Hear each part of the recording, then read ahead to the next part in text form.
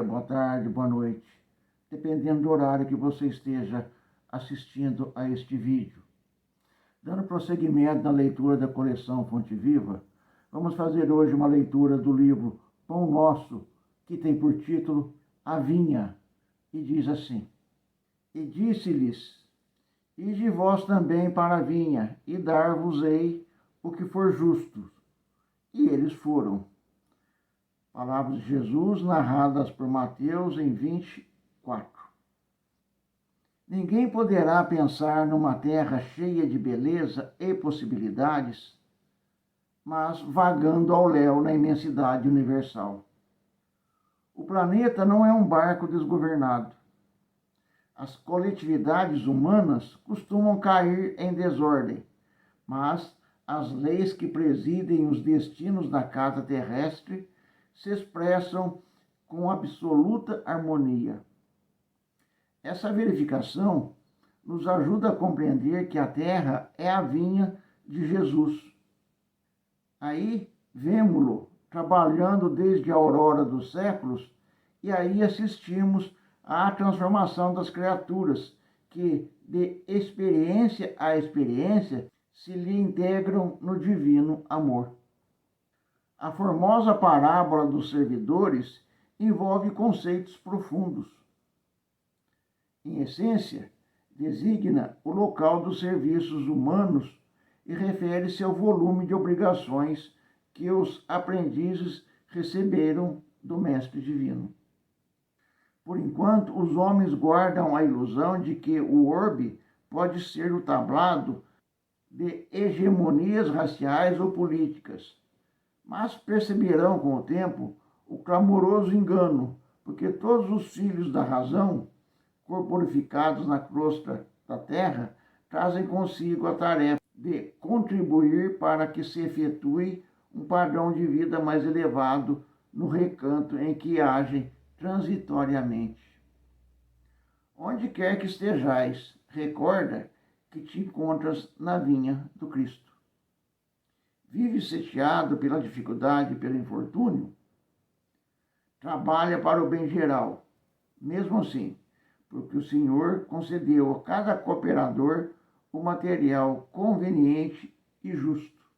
Aí está, meus irmãos, mais uma bela página trazida aqui pela pena do nosso irmão Francisco Cândido Xavier, ditado pelo nosso irmão Emanuel. Desta feita, ele faz uma reflexão sobre as palavras de Jesus narradas por Mateus. Aí nós vemos a grandiosidade e a profundidade que se encerra numa parábola. Em verdade, a parábola do servidor mostra o que cada um de nós veio aqui para fazer. É comum a gente se rebelar contra aquilo que a gente não considera justo. O problema é que nós não nos conhecemos, ou melhor, nós não conhecemos a nossa situação espiritual. Não sabemos o quanto precisamos daquelas lições, o quanto nós precisamos daquela oportunidade para aprendizado, o quanto necessitamos conhecer para evoluir. A vinha do Mestre é a terra, como o nosso irmão Emmanuel afiança. E de fato é, porque todos aqui têm uma tarefa a cumprir. Cada um é colocado no seu quadradinho, onde ele vai atuar, onde as suas ideias serão ouvidas, onde ele sofrerá a transformação necessária pela ação daqueles que com ele vivem no mesmo quadrado. Por quadrado, entendamos o meio social, entendamos a família, entendamos o trabalho, entendamos o lugar onde se mora, onde se vive.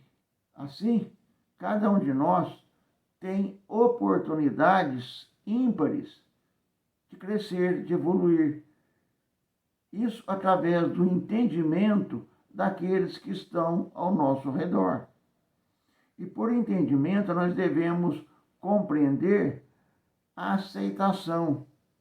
Porque se eu hoje entendo uma coisa de um jeito, será que eu sempre entendi essa coisa desse jeito?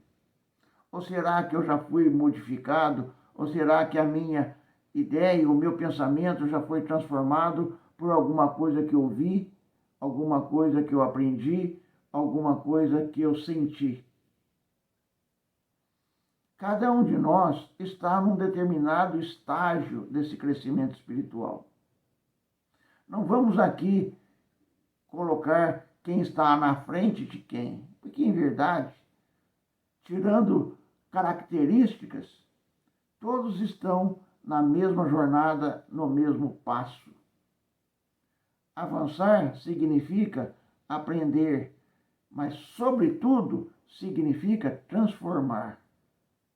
E para transformar é necessário que a gente derrube velhos tabus. Tipo, eu sou assim, eu não mudo. Nasci assim, morro assim. Pau que nasce torto não tem jeito não. E por aí vai. Em verdade, todos nós estamos em constante transformação. Pequenas, é verdade. Às vezes até imperceptíveis. Mas estamos nos transformando. O que significa que uma encarnação, ou duas, ou três, ou quatro, ou cinco, ou 10, ou 100, nós seremos completamente diferentes do que somos hoje. Isso devido ao nosso crescimento espiritual, do nosso entendimento e o tanto de conhecimento que nós adquirimos sobre o que é o caminho da elevação espiritual. Jesus é o nosso mestre. Deus, o nosso Senhor, o nosso Criador. Jesus veio nos mostrar um caminho que nos leva para perto de Deus. Se alguém conhecer outro caminho que não seja do bem, que não seja do amor ao próximo, que não seja da fraternidade, do respeito, do entendimento, da tolerância, parabéns, porque eu não conheço.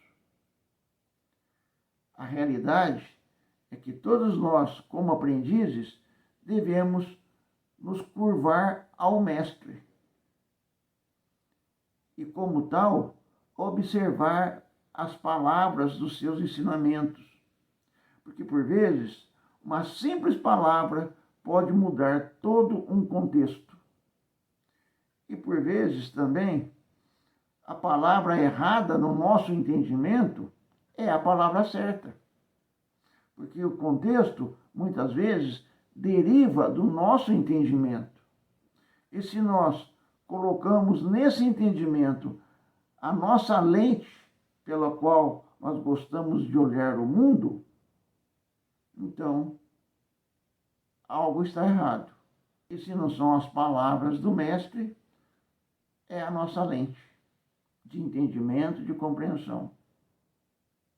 Então, meus irmãos, crescer faz parte de todo esse conjunto de ações em que nós somos colocados para agir e reagir.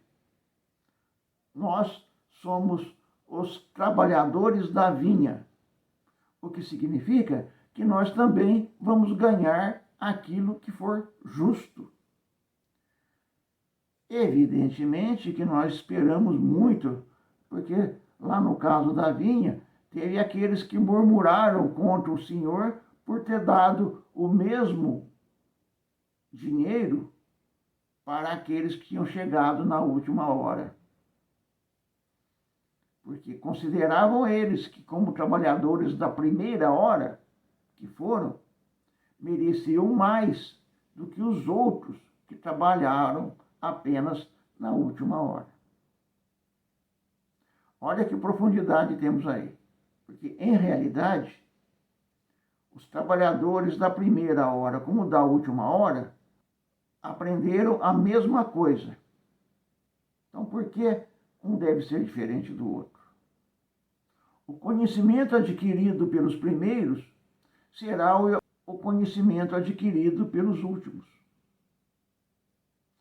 Agora, o uso que nós fazemos desse conhecimento é que vai nos diferenciar uns dos outros. Conhecer a verdade não basta, temos que aplicá-la.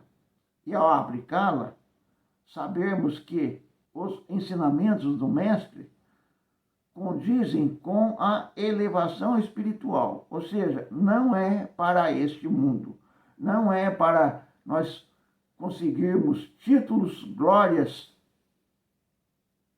puras ilusões que se acabam no túmulo. Nós temos que construir valores que não perecem, valores transcendentais que nos acompanham na nossa jornada pós-túmulo. E, querendo ou não querendo pensar no assunto, para muitos, né? Conheço pessoas, mas não quero pensar nisso. Ótimo. Mas um dia vai chegar. E um dia vai acontecer. E aquele que preparou a mochila com coisas boas para a caminhada do lado de lá, por certo, estará muito melhor aquinhoado para essa caminhada.